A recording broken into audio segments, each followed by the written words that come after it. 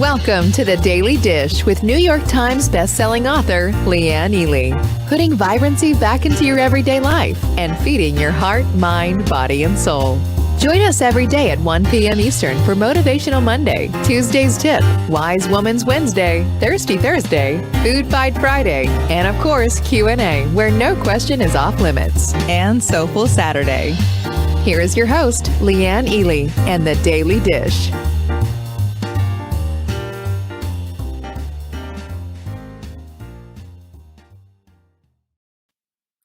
We're back.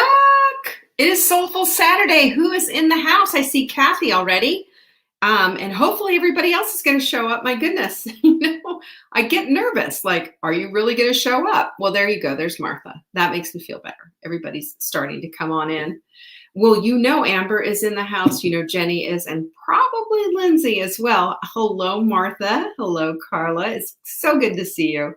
Anyway, I'm excited about today's show because there is some really good, actionable stuff. If you are a note taker, I would strongly suggest that you start taking notes today. That's what I'm going to suggest. Uh-oh.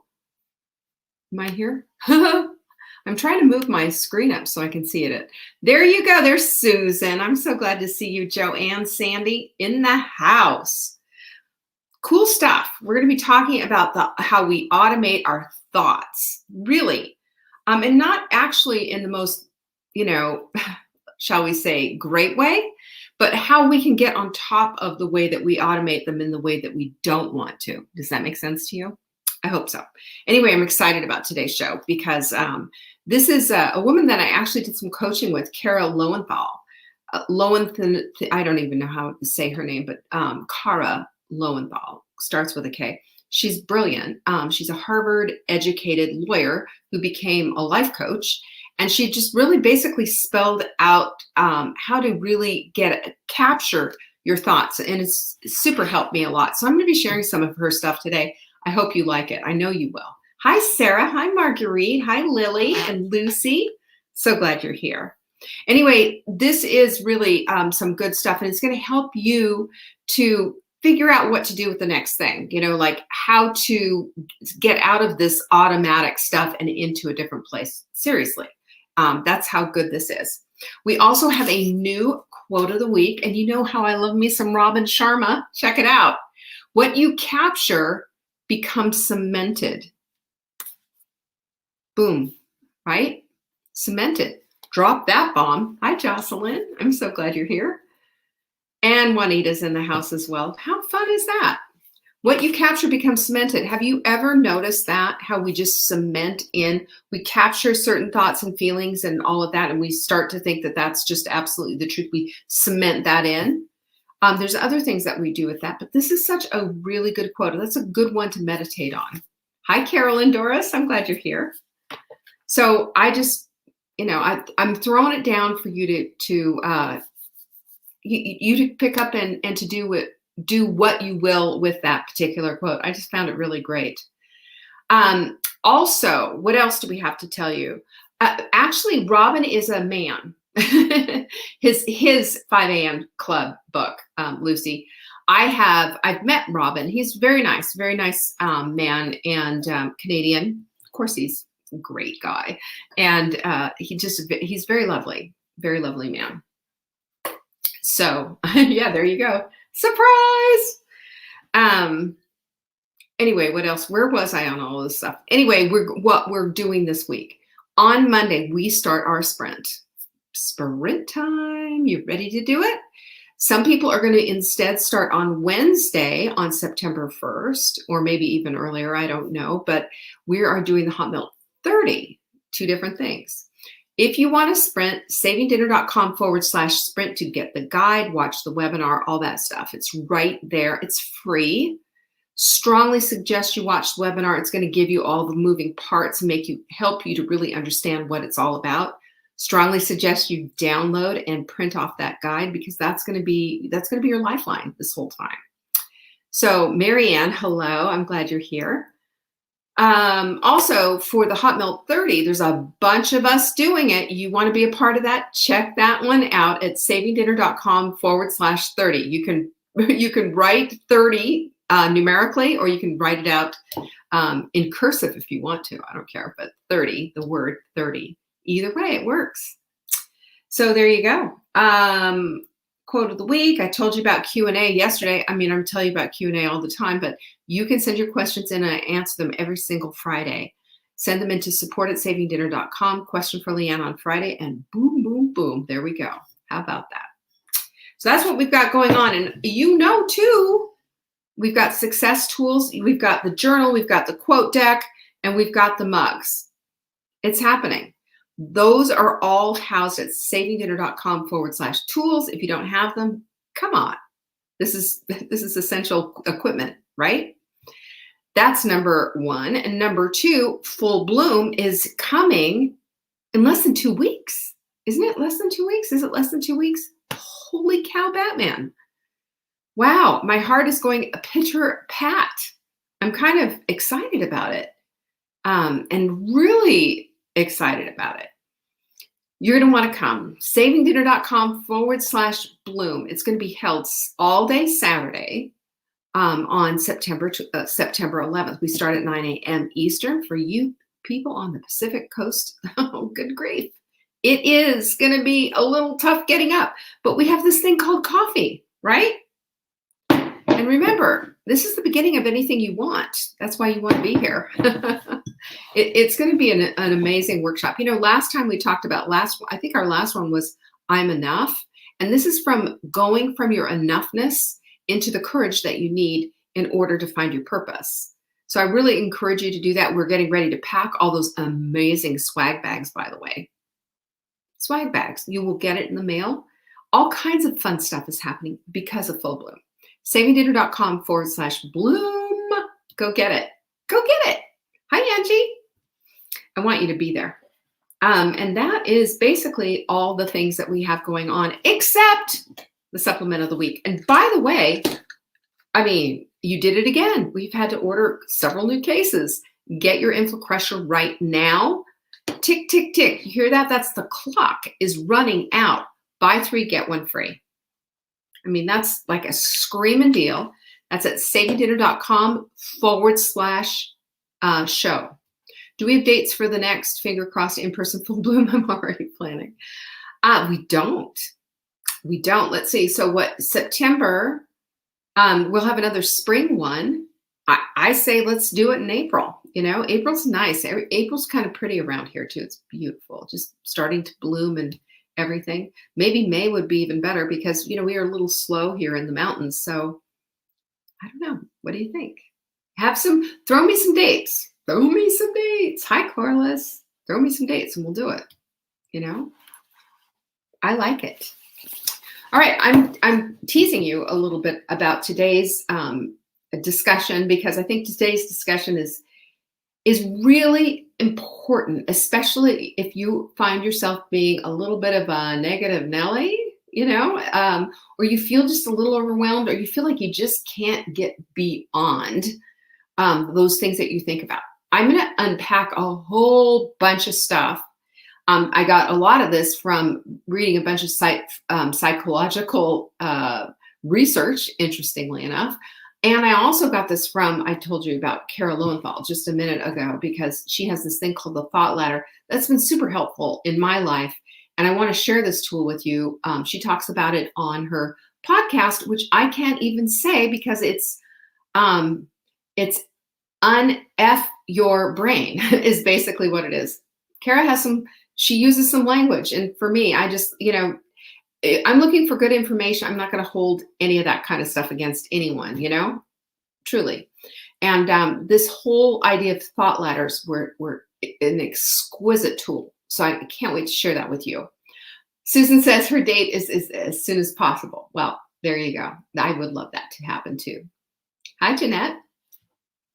Yeah, azaleas will probably not be blooming here for a little while. Okay. You ready to get down to business? Well, first of all, let's just take a look at something, because I think I've got a really good metaphor for all of this. Because, you know, automation started in the early 19th century, really. That's when everything started to get automated. And then as we started to get into cars and different things, and really the industrial age kind of rolled right in. And what did that do? Right? What did the industrial age do? It got rid of people who were lamp lighters and horse pooper scooper people who went around and do you think that they were a little bit excited about that? Do you think they all came along and they said, hey, great idea. You're going to just put me out of work? Do we hear anything like that going on right now? We sure do. People are flipping out because fossil fuels are on their way out, y'all. They are. Because they pollute, because I mean they've cost us our climate. We have a climate crisis because of this. There's a whole issue associated with them, and there's people screaming, well, what about jobs? Well, what do you think the lamplighters and the pooper scoopers were saying at that time? Do you think that they were saying, hey, let's get rid of the cars because we want to keep picking up the poop? They had to adapt. They had to change. They had to shift. And as a matter of fact, right now where we are, Jaguar, Cadillac, Volvo, Hyundai, I never know how to say that, Mercedes, they're going to be all electric by 2030. Did you know that? All electric. It's happening, whether you like it or not, whether it's going to cost you your job or not, whether it's going to wipe out industries or not. This happened before. It's going to happen again. And the reason that I bring this all up, is automation creates growing pains. Automation creates outrage as well because people lose jobs over it, right? But it's part of our global evolution and it's part of our evolution as well. We have to lose something in order to gain something. That's exactly what happens. And we need to be good with it because we're not going to stop progress. We're not going to stop something better because somebody wants to keep a crummy job that just adds to the pollution load of this world. It's just, the thinking is just backward.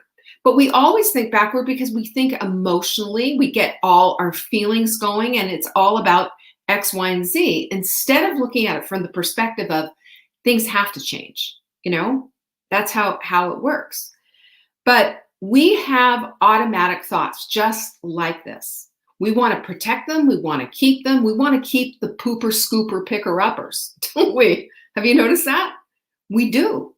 We do that with our thoughts. We have instantaneous thoughts, we have habitual thoughts, and we have unconscious thoughts. And sometimes they're all rolled into one, and they all happen at the same time.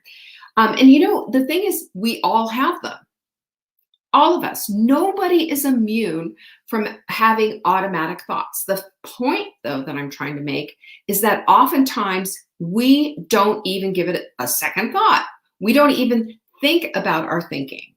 We just allow for our thinking and it just runs free as much as it wants to and does whatever it wants to do, taking us down with it. We start with our thoughts and our feelings and they get all jumbled in there and then we can't understand what the heck is going on. So if you have a lot of automatic thoughts and they're more centered in the negativity range, you're gonna find yourself depressed and unhappy and feeling overwhelmed and just completely unable to really cope with what's going on. I've seen this before and I've seen it in our Hot Melt Sprint group and I get it, because we all do it. I remember this was probably a month ago or something, and I posted something really encouraging in our group, and somebody said, and it was something about that we have the ability to do this, and we can flip our thoughts, or something along those lines. I can't even remember what it was exactly. And somebody came along that said right away, easier said than done. Immediately, like 2 minutes after I posted it, and I started thinking about that for a minute. And I started thinking, did she think about what she posted? Or did she just, boom, post it? Did she mull it over? Was there like, how could this be so? Or was this into consideration? Was it part of her whole thinking process? Or did it just land and just say, hey, easier said than done? I kind of cracked it up about it. It was a knee-jerk kind of a thing. And it was an automatic thought that showed up in her post, and I'm not putting her down here. I'm just telling you how this is This is how it's done. And this is something that we all do. We all fall into the trap of automatic thoughts, right? So our automatic thoughts are also very much influenced, because yours and mine can be completely different. They're influenced by our worldview, our perspective, our life experiences, what we've been through, how we, our religious experience, the people that we've interacted with through our lives, traumatic experience, all kinds of things influence our automatic thoughts, all kinds of stuff. So we have to look at the way then to get rid of some of this automation. So I'm going to give you several things on how to start thinking about it. And then I'm going to take you through this idea of a thought ladder. Okay, so the first thing is to make that connection, we have to catch them. Okay, we have to catch them. And the hint that you might have a problem with automatic thoughts is if you spend a lot of time in negativity and a lot of time in saying things like, I'm overwhelmed, it never works out for me, I can't do it, it's too hard, blah, blah, blah, those kind of things. And if you are living a miserable life, you're probably thinking miserable thoughts. And if your misery and your thoughts are coinciding, well, there's a reason why. We all know about the reticular activating system and all of that. We have the opportunity to move past it. And my invitation to you is getting conscious about what those thoughts are, and then making a choice as if you want to keep them or if you want to dump them. Simple, not easy, simple, easier said than done, right? Truly. Anyway, yeah, so you've got to catch them, and that's the simplicity, the simple answer to it all. And yes, it is easier said than done, because it's requiring your thought processes to be a little bit different, and it's bringing them to the prefrontal cortex of your mind instead of just allowing for it and just going with the flow, so to speak. So number 2 is, this is a good one. You could feel several things at one time. And I'm going to tell you a story on how this all impacted me yesterday of all times, right? So Mark was, he was at his sister's house, and he was unavailable when all of a sudden I get this news from Leah and her now fiance, Danon, and she's holding up her hand with a ring. I get this picture and I went, oh, it finally happened, because we knew that, things were going to be happening, but we didn't know when. So how did I feel? Well, happy, delighted, surprised. And here's where it said, this is what Danon said to me. He said, you mean Mark didn't tell you? And I was like, what? What do you mean Mark didn't tell me? Well, when we were visiting you guys in July, we went out and golfed together. That's when I asked him for Leah's hand, and we were very old-fashioned, and blah, blah, blah. And I said, no, he never told me. So when we hung up and everything, of course, I got a little teary and emotional and everything, and, we shall see about all that. So surprised, happy, delighted, excited, sad, maybe even a little mad, because Mark didn't tell me. He didn't tell me. And his thoughts, once we finally talked, was that, oh, he wanted me to be surprised. And I said, well, but why wouldn't you? My thought, though, was, why wouldn't you trust me with that secret? You see where I'm going with this? We can have all these different jumbled thoughts, jumbled feelings, and then we have a thought that comes out of it. And is it necessarily true about your situation? Well, of course, what I had to do was stop, discuss it, and tell him how I felt about it. Because I ascertained a different meaning from this than what he thought, because human beings don't always line up with the same thoughts. They just don't. Especially when you're in an intimate relationship, they think one thing, you think another, and it's from our perspectives, etc. But that's what I thought. And then I told him I said, I almost cried because I didn't know. I felt like I should have known about all of this. It's insane. But, but that is my perspective. And that was where I was coming from. And he was coming from his perspective. And we only can honor all of that. And he was like, oh, of course I'm sorry. And I wasn't trying to keep it from you. Lily, exactly. I get that feeling when I feel excluded. That's how I felt, excluded. So our feelings and our thoughts don't necessarily come across like that, line up. But my thought then was that everything was going to be okay. And I did a thought ladder on it. I'm going to show you here in just a minute what those are all about. Now, there are three types, number three. So number one, catch them. Number two, you can feel several things at one time. And number three is there's three types of automatic thoughts, okay? The first one is it's neutral. Like, I need to get dog food. That's a neutral thought. It has nothing. There's no emotional impact with it. There's nothing. It's just, there it is. And then there's a positive one. Well, you know what? I'm really good at that. I can do that very well. I'm a crocheter, or no, I'm not. But I can do this little craft very well. Look at the pretty things that I made. Look at all of these. Jenny made some darling little sweaters for Amber's little girls that are all crocheted in bright, pretty colors and just darling. And I'm sure when I looked at that, I said, she did those really well. And I'm sure that Jenny felt really good about those little sweaters when she packed them in the boxes and sent them to the girls. We can feel good about things like that. That's just a positive thing. And then there's a negative. The negative is, oh, well, that's too hard. That's what I would do when it comes to crochet. That's too hard. I can't do that. But it can get even worse because you can say, that's way too hard for me. I must be dumb. Ascertaining something out of this thought that therefore that means, which is not necessarily true. And when the negative dominates, well, what happens there? Then you start to feel absolutely miserable when the negative starts to dominate. So remember, feelings are not thoughts, and thoughts are not feelings. They're two separate things. So here's what I'm going to show you. I felt hurt, but it was my thought that Mark didn't trust me with such a secret. My thought was, he doesn't trust me with this secret. But my feeling was, I felt hurt. You see, they coordinate with one another, but they're two separate things. And the hurt was true, and the thought was not. And so I had to discuss that with him. So, and then I was able to let go of the hurt. Get it? Isn't that cool?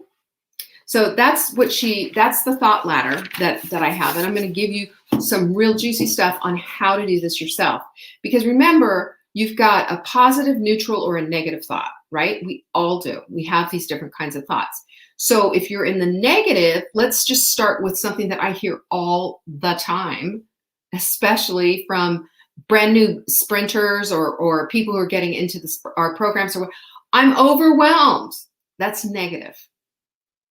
And remember, too, we also have to connect the dots with what the reticular activating system is going to do with that. And make sure that you feel exactly, and you pick up and gather evidence for exactly that. And that's going to then reinforce that statement. So that's part of the whole negativity thing. But the first thing that you can say out of I'm overwhelmed. Let's just pretend you're a brand new sprinter. I'm overwhelmed. Well, where do I even start? This is so much information. It's 18 pages in this guide. The next thought would be more of a neutral thought. Everything's okay. It's a free program. This is okay. I'm going to print this out. Everything is okay, right? And then the next neutral thought is, I can just set priorities on all the things that I need to do. Do I need to make the bone broth? No, I don't need to make the bone broth. I can buy it, Can I do just kind of putting everything sort of in order, neutral, and kind of cooling the fire of, right? And then the next one is, I'm just going to do it one step at a time. I can start getting ready for this right now. I can get my soup made. I can plan my menu for the week. I can go get the groceries. I can do this one step at a time. And then the next one is, you know what? I'm capable and I'm focused. I'm going to crush that sprint. I'm all over it like white on rice. And I know I won't be eating rice this time. You see what I mean? Do you see how we can thought ladder that whole thing down from very negative to kind of neutral and into the place of positive simply by being aware of what those thoughts are and making a decision with those thoughts to alter them? That's how we do it. But here's something interesting that I read. Cleveland Clinic had this. 80% of our thoughts are negative. How do you like that? 80%. And you want to hear something even crazier? 95% of our thoughts are on repeat. I am overwhelmed. How many times have you said that to yourself? Or I can't do that. That's too hard. I mean, think about your own thoughts. How many times? Ba-doop, ba-doop, ba-doop. It's just like this continual loop, you know? We talk about loops all the time because that's the truth on how they work. Thought loops. Negative, negative, negative. I can't, I can't. It's too hard, too hard, too hard. Overwhelmed, overwhelmed, overwhelmed. Come on. See? We do it. Now, all we have to do now is understand, let's use a little ladder, and let's just bring this all down, and let's baby step our way to do, and fix it. Because it doesn't work. When we find something that doesn't work, what do we need to do? Do we stand there and roll around in, oh, I'm overwhelmed? Or do we stop, drop, and roll and say, this ain't working? Because when we do that, that's when we can go, okay, all right, cool it. Everything's okay. I can set priorities. I can do this one step at a time. I am capable and I am focused. Oh, what a difference, right? Talk about putting the fire out. Now, we want fire in our bellies for when we're doing things and we're doing things on purpose, but we want to put the fire of negativity out. And this is how we do it. It's called a thought ladder. So I'll tell you, and I've got some more things for you to do because if we're going to get into this thought ladder work and thought work that Cara has, which is so good. There's several things that go along. Evie says, I just all dropping and rolling, right? That's how you put out a fire. Stop, drop, and roll. And I've talked about this stuff before, but this is important reminders. Number one is to remember that it is okay to feel, right? We are capable of feeling our feelings and not rolling around in them all day long. We can feel the feelings and then we can shift our thoughts. We don't have to live there. We can feel the feelings. I am overwhelmed. I feel this way. Okay, shifty, shifty, shifty. Everything's okay. I can set priorities. One step at a time. I am capable and I am focused. Do you see the cooling down situation there at all? And number two is to remember this. Remember, all of us have Oregon trails in our brains. This is why we're on repeat. This is why it's just like, this is what we know. This is the know. This is why we do it. This is why we say I'm overwhelmed 8 million times a day. This is why, because it's in our brain and it is a rut. Okay? But if you remember this, you are the boss, not your brain. You are. You know how to manipulate your amygdala. You know how to get your reticular activating system on your side. Do it. Do it. And the reason you want to do it is that you want to have that vibrant life. You don't get a vibrant life until you activate your bossness and become the queen of your own life. This is how we do this. Okay? And I want you to remember something. You remember BJ Fogg when I was talking about his whole thing about how you can take the whole thing on habits. They say it takes 21 days to make a habit, but the research shows us it actually takes 66 days to make a habit. And BJ Fogg said, nonsense, hold my beer. I'll do it in 3 days. And his whole thing was activating other parts. High-fiving yourself and going, yes, I just I just worked out, even though it feels ridiculous, because that whole thing manipulates your brain and it gets you on the path to doing the thing that you want to do, right? Hear me for a second. What else do we do? When we're trying to quit snacking, what do? Kitchen's closed. Same idea. These are the ideas that are going to light up your brain and help you to break these unhealthy thought processes. It's really incredible. So I don't know about you. I high five myself every time I work out now. Every single time. It's ridiculous. Mark asked me one time, what are you doing? I said, high-fiving myself. He thinks it's hilarious, but whatever. The third thing you need to do is take action on that new thought. This is the taking action part. I just explained it. When you do that new thought, when you get and do the thing that you do, then you do something that's going to underline it. You write it down. You tell a friend. You post in the group. You scream out, I just worked out. Woo! High five. Whatever. But this is an action that helps to reinforce the new thing. How do you like that? So remember this. This is what being the boss of your brain means. You are the boss. The boss. Do it like a boss.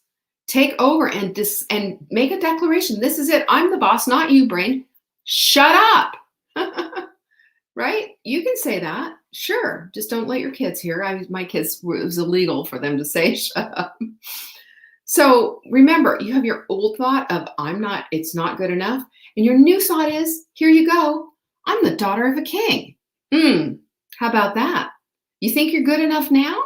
Are you good enough to be the daughter of a king? You bet your bottom you are. So decide, declare, decree it, and make it a part of who you are and what you're about. Okay? Thought ladders. Super, super effective. Remember, 3 different types of thoughts. You have neutral thoughts, I need dog food. You have negative thoughts, I can't, I'm overwhelmed. And you have positive thoughts, I am focused and I am capable. That's your thought ladder. So use empowering language. You've heard me say this all. Can you imagine?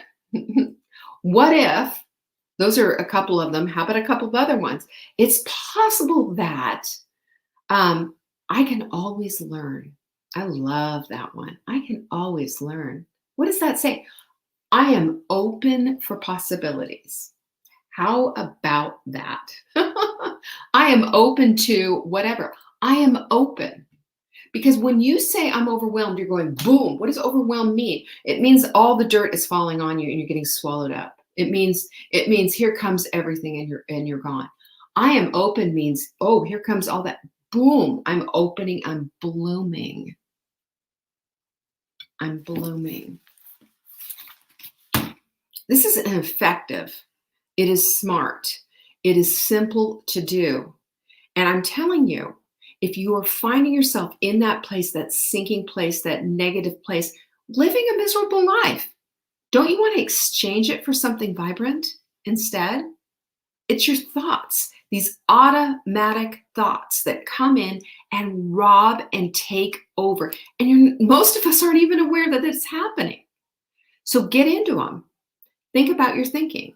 Allow for the feelings and allow for the process to figure out what the heck is going on and change course. You can feel all you need to feel. You can. But you can also shift your thoughts to support the life that you want to live. Get out the ladder. It's that simple. What do you think? Yeah? I think it's a great way to end this week and a great way to end our whole series on automation. I don't know what we're going to be talking about on Monday, but I do know that tomorrow we will not be on air. Here's what I want you to do, though. Remember this. If you want to get the great deal that we have on our Infla Crusher, buy 3, get 1 free. That's a $50 value, by the way. $50. Go to savingdinner.com/show. Put 3 in your cart. We'll take care of the 4th one for you. You got it? Don't let this one get by, because on Monday, everything shifts, everything changes. All right. Peace be with you, my friends. I love you all, and I appreciate you greatly, greatly. I will see you on Monday. Bye. Thanks for watching. You can find us on YouTube on the Saving Dinner channel or on the Saving Dinner Facebook page. Check back daily for new episodes, Monday to Saturday at 1 p.m. Eastern. If you missed the live show, you can watch the replay. Until next time, pinkies up.